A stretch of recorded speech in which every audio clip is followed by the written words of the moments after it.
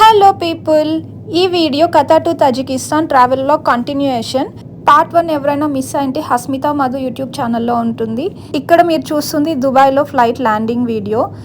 Doha నుండి తజికిస్తాన్కి direct flights లేవు. దుబాయ్లో లేఓవర్ ఉన్నింది 1.5 అవర్.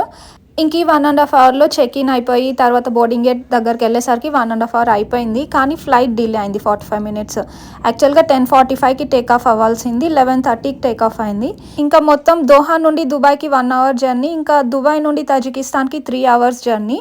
ఇంకా మార్నింగ్ 3:15కి తజికిస్తాన్లో ల్యాండ్ అయ్యాం. అప్పటికే మా హస్బెండ్ ఎయిర్పోర్ట్కి వచ్చేసారు. ఇక్కడ లోపలికి అలో చేశారు బ్యాగేజ్ దగ్గరికి. మా అబ్బాయి వాళ్ళ నాన్నని 1 మంత్ తర్వాత చూస్తున్నాడు. ఎలా రియాక్ట్ అయ్యాడో చూడండి.